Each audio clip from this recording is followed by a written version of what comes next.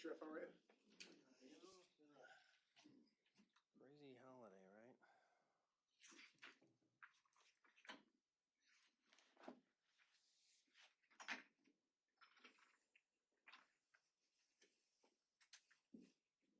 Everybody good? Well, thank you for coming. I have the sad distinction of talking to you about another tragedy that has happened in Oakland County and happened in an area that has seen far too much tragedy. We're here to talk about the case that happened in Oxford, and I want to stress again, it had nothing to do with Oxford. Our suspect appears to have been coming from one location and headed to another location and somehow ended up committing his rage in Oxford with no connection to any of the victims or the community. It was incredibly random and obviously another punch in the gut for a community. So basically what happened at 18:21 hours, and I'll put slides up for you to look at or copy later. The individual struck a pole at the park and ride seen on the far left slide. When he struck the pole, he backed up a bit and then went forward again, struck the pole again, at which point there were two other folks in that parking lot. They asked him if he was okay. He screamed an expletive at them, saying, of course he's not okay, and he pointed a handgun at them, screaming at them. So that's where our first two victims were. That was at 18:21 hours. At 18:30, we got a report that a car had crashed into a ditch on Ray Road near North Oxford. So you can see the path that he took. And about 9 or 10 minutes after the first encounter is when he was in the ditch at that location. At 18:31, victim number 3 turned around, being the good Samaritan that she was, and everyone in this whole case that became victims, all were checking on our suspect, which makes it even more ironic and terrible given that it was Christmas Eve. Victim number 3 turned her car around to check on the suspect, stopped, he pointed a handgun at her and carjacked her. She got out of her car, gave him the keys and fled. He got into her car and had difficulty getting it into gear and abandoned that car. At 18:32 in the same location, victims 4 and 5 stopped to check on him. And that's the ones that are most grievously injured. The mom was shot multiple times. The daughter, trying to call 911, was shot multiple times. And as you know, the mom has passed away and the daughter has a significant healing road ahead and still is in very tough shape. He immediately then was encountered by victims 4 and 5 that I just talked about. They're 4 and 5. I'm getting them ahead of myself here. Victim number 6 stopped to check. He was in a truck and he tried to carjack victim number 6 and 7. Victim number 6 was the driver, number 7, the passenger.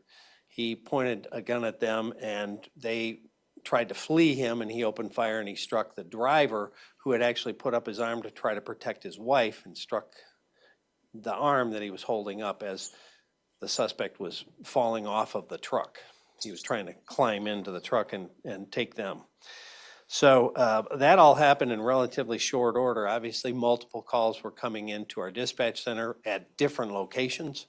But thankfully, we had deputies in the area very quickly. And at 18:34, remember he just had shot a victim at 18:33. At 18:34, our first deputy on scene at the second site pulled up and saw him in the road with the handgun and took him into custody.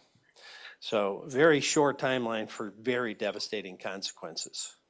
So I wanted to kind of show that on how fast it happened. The case, as you know, has already received charges from our prosecutor, and I appreciate her charges on him. I don't believe he should, if convicted, should see the light of day. We recovered over 30 casings at the scene where he was shooting at people from a 9mm handgun with multiple magazines. So it brings me to my next topic, which is what we've talked about recently here. How are people that are violent getting out and committing violent acts on people again and again? With our own Deputy Reckling, you had individuals that had been charged with weapon offenses and other serious charges and were out on the street to murder him. And here we have another case where an individual who had been charged multiple times, in just over 9 years, he's been charged 7 times with weapon offenses, and even charged in prison with a weapon offense, and yet they chose to parole him. He just got paroled in July of this year. Had they not made that choice to let him out, he wouldn't be in a position to shoot people on Christmas Eve. And how do you make a decision to parole somebody if they can't follow rules in prison? How do we expect, when they're not being watched 24/7, they're going to follow rules outside the buildings? That makes it really tough to, again, wrap your head around how we found ourselves here with an individual that was just paroled, had time left to serve on his parole, and yet was out in a position to murder one lady and grievously wound her daughter and wound other people. Shouldn't have happened. Which brings me to, that's the scene. Brings me to this.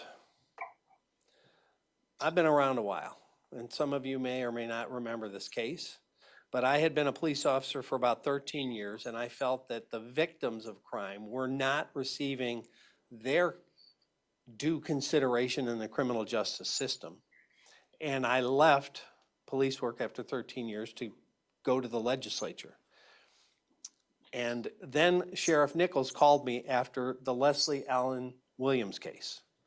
And what we found in that case is an individual who had been charged with breaking and entering multiple times, criminal sexual conduct convictions, assault with intent to commit felonies, assault with dangerous weapons, had violations in prison, got paroled early. And we started revamping the criminal justice system to try to hold people accountable that were violent. And it included many of things they're trying right now in Lansing to undo. Truth in sentencing, so that a victim would know if somebody's sentenced 3 to 6 years, they're going to serve at least 3. They're trying to undo that now. They've already undone a lot of the things we changed to put accountability into the system for violent offenders. Everybody wants accountability of police, and we expect that and understand it and believe in it. We have body cams. Everything we do is watched and second-guessed and overseen and scrutinized, appropriately so. But what about the rest of the system? What about the prosecutors in the MSU case that decided to plead down a case so a guy could get out, still be able to purchase a gun, which he did, and then murder MSU students? Or judges that let people out with little or no stipulation or bond, and they have a violent history. We need accountability in a criminal justice system that's beginning to run off the rails.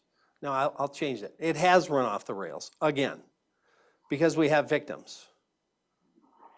And so I think Lansing needs to readjust their reform package. Yes, there are many things that could and should be reformed. People that are nonviolent shouldn't be in prison or jail. Agree 100%. But people that have a violent history or commit a violent act or are carrying or using a weapon illegally need serious penalties.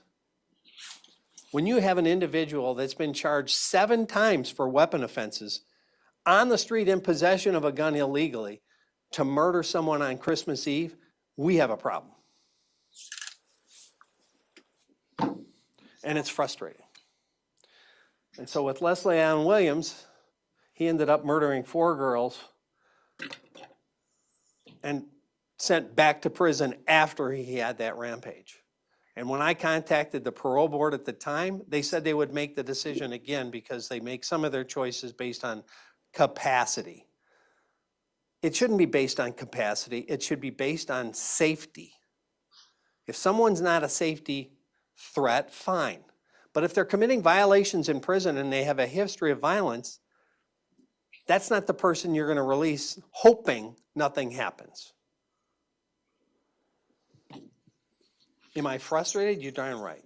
Because I've had to talk to too many victims' families after they've lost a loved one to a violent person that had proven to be violent and yet were released to hurt other people. Questions? Sheriff, do you know if, the individual in this case, have there been any tests to indicate whether he was going through anything mental? I mean, to have so many, incidents in one. I'm sure part of the process, somebody will ask for a forensic exam of him, but that doesn't answer the question, how does he have a gun in his car? How did he get access to a gun? And certainly ignores the question, why was he out?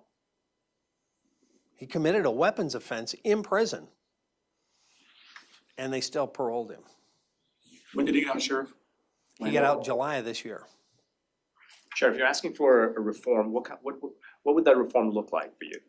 It would look like to put the brakes on the stuff they're trying to undo and go back and make a scalpel criminal justice reform that does go after nonviolent offenders.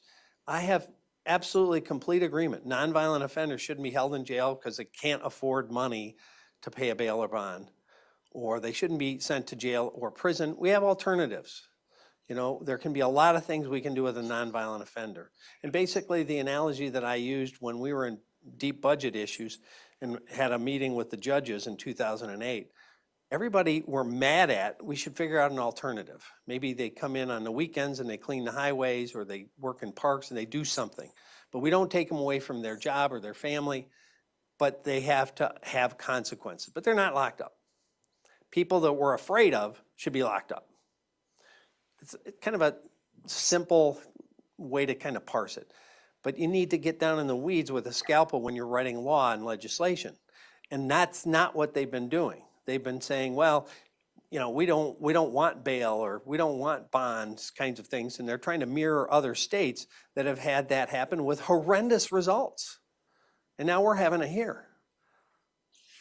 Is there anything in particular that you're really worried about what's happening in Lansing in terms when it comes to?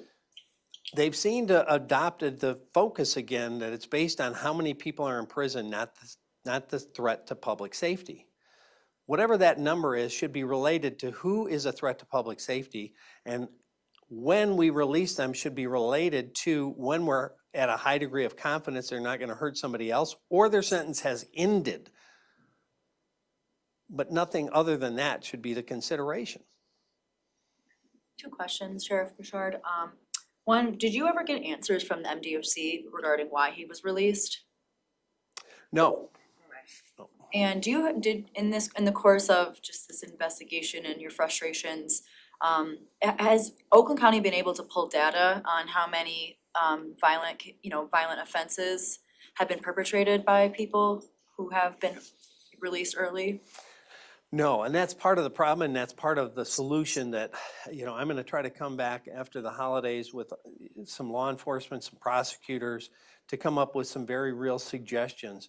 Part of that goes to data collection. There's not an easy way to go, how many times have charges been brought to prosecutor A, like in Ingham County, for felony firearm been pled down?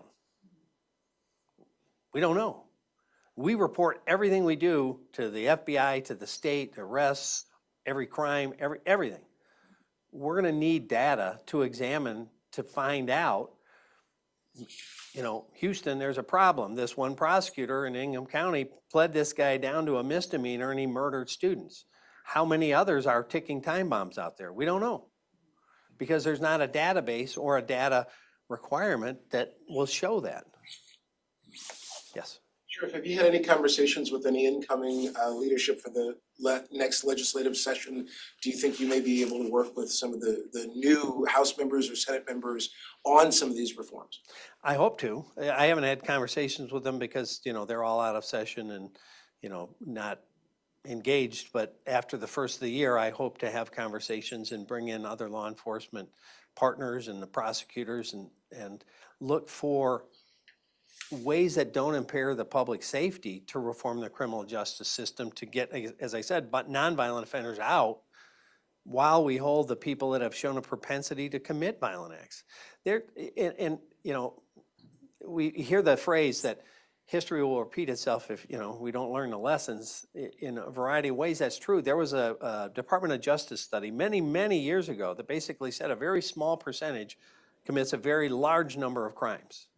And if they get long sentences, crime comes down and safety in the community goes up. And we've forgotten that lesson all across the country.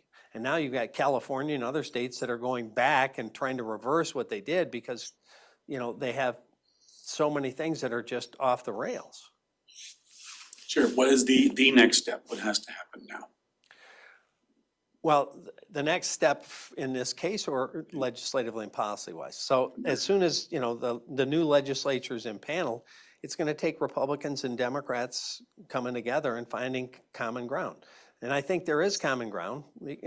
A lot of the stuff that I worked on when I was in the Senate with very, you know, liberal Democratic senators. Helped me write the sex offender registry.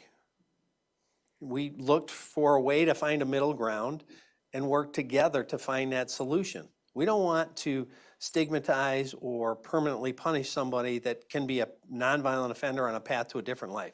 We want to help that. We want to get them job training. We want to get them job skills. We want to give them an alternative. In 2008, I had to cut the boot camp, which did exactly that. That's all we did here with our boot camp, was to take an early offender before they got too deep into the system and taught them a completely different thought process, to take responsibility, to own their actions, to have better choices in life, and to find a better path. And they came out completely different. That's great. And we want that for nonviolent offenders. Violent offenders that have done things over and over again, they need to be held accountable. Another quick question, this is kind of going backward towards the beginning, details of the case. Do you know where he was going and where he was coming from, the suspect? We believe he was coming from a Christmas party and more than likely was headed to his home in Genesee County. So the Christmas party, I think, was, he left there, give me a half second. To find the time he left there. We're still, you know, going through some things and tracking some things.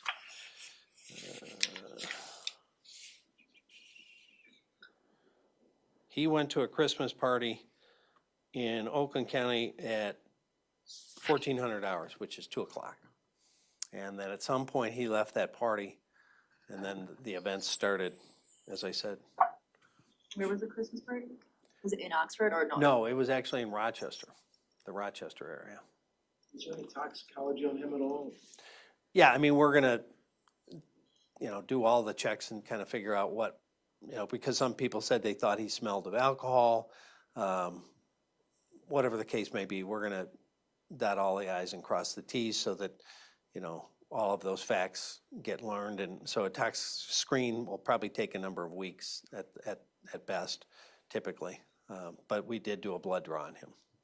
Sheriff, so I just want to confirm, does the county not have data on how many people are living in the county who may have committed violent crime felonies in the past? And if so, if we don't, how do we ensure to the people living here in this county safety when random acts of violence could occur like this?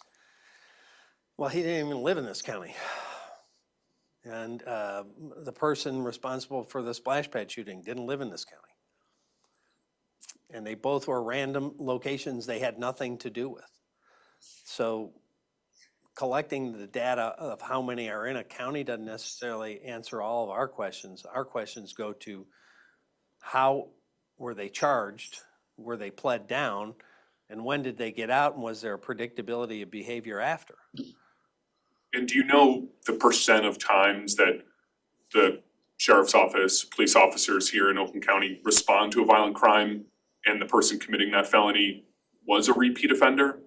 It's pretty high. That's what I'm saying. You know, even studies going back 20, 30 years, a small group of people commit a very large percentage of the crime. And you assume that if it is their first time, that there's a high likelihood that they will commit another violent crime again. If they're committing something very violent with a handgun, they've crossed a threshold typically. You know, usually a nonviolent offender, somebody that maybe is in a tough spot in their life and decides they need some money or resources for whatever reason, they may try a larceny from auto or some kind of property crime. It's just not a first thought to go get a gun illegally and then commit an armed robbery and shoot people. That's usually not the first step out the door. The same way with sex offenders. You know, typically they start in small ways and they progress.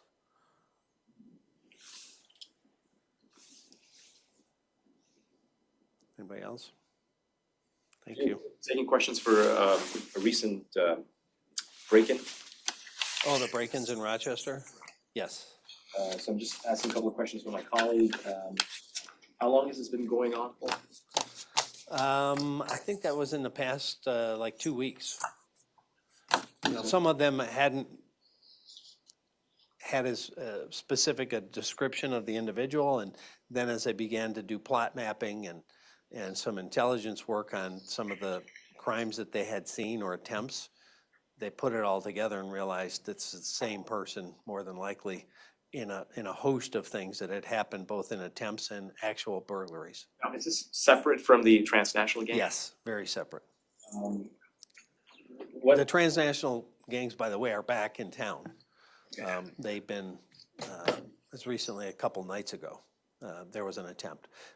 Totally separate, very distinct MO, very different from the pictures we put out today of the Rochester case. He is opportunistic, walking up, trying car doors and driveways, house doors. working So we alone? encourage people to lock their doors and report any suspicious behavior or somebody in their backyard or, you know, out by their cars. You working alone? Seems to be. Or is he We've spot- seen on one of the videos, it's grainy, so we don't get a lot out of it, but him getting into the car that we posted and leaving the area. What has he stolen so far? Miscellaneous stuff out of cars and homes. I don't have a list in front of me. How many incidents related to that one, Sheriff? Sorry? How many incidents related to that one?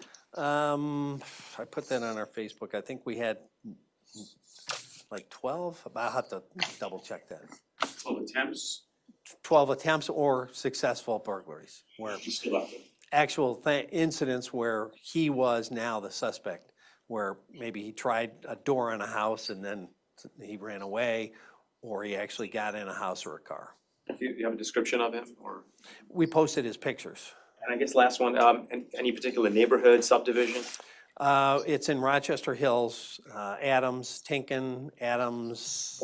I think the actual, I can get you that, but it's in the Adams and Tinkin. A lot of the subdivisions right in that area off of Adams and Rochester Hills. 16. Just sorry, going back to, 16 times. 16 times, okay. just going back to this case right here. What's the current condition of the daughter? She's had a number of medical procedures already. She's still in very bad, I mean, she got hit multiple times, grievously injured through her body. And the other, It's gonna be a long road, I guess is the simplest answer. and I believe the sixth victim who was shot in the hand, he's out of the hospital. Yes, he's been treated and released, thankfully. Is he the one shielding his wife? Yes. Jeff, I apologize, I missed the first couple minutes. Can you briefly walk me through how this incident with, or not this, but with Webb, how that started? Yeah, so on the picture on the left is a park and ride. And then the map on the right shows at the upper left of the map on the right, the path he probably took. Obviously, we don't know for sure because we didn't get a call until the second location. But that's the probable path. And did you need the timelines and all that? Yeah, please. Let me go back and get my notes here.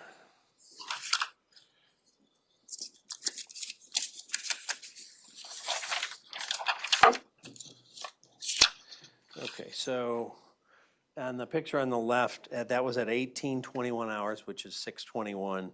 Victims 1 and 2 had pistols pointed at their face. They said, "Are you okay?" And he was screaming at them. And he left that area and then victim number 3 turned around her car to check on him at 18:31, which is, again, 6:31. He basically carjacked her. He pointed a gun at her, ordered her out of the car, took her keys. She fled on foot. For whatever reason, he couldn't get the car to go. That's when victim 4 and 5 at 18:32, 6:32 stopped, and he opened fire on them. 18:33, that's our victims 6 and 7. They stopped in their truck, and he tried to gain access to the truck, and that's when victim 6 was shot in the hand, trying to shield himself and his wife. And at 18:34, which is 6:34, he was taken into custody in the road by the deputy. One question on, didn't know if there were any updates on the gentleman who fell into the ice. Any update on? He's in very critical condition, not doing well. And that one's even more bizarre on just how the confluence of two people have now, from the same family, husband and wife, have found themselves in a 24-hour period the victim of a crazy accident.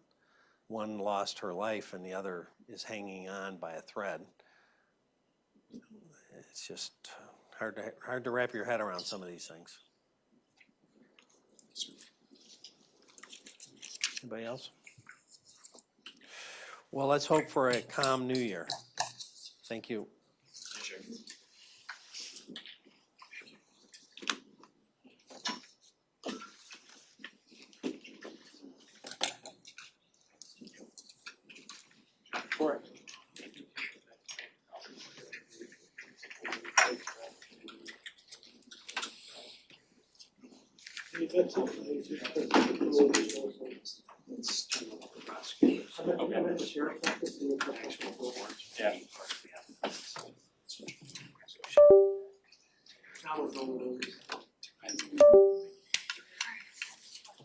Yeah, so you guys can, sure. Okay, if you guys can hop down. Hello, here, yep. Professor at the